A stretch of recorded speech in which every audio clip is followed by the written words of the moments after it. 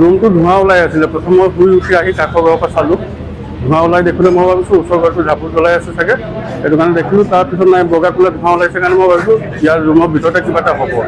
এতিয়া মই ইয়াত ফোন কৰিলোঁ, বোলো ভাবিছ ক'ত আছা তুমি? যি থাকে ডিষ্ট্ৰিক্টত সুখ হয়।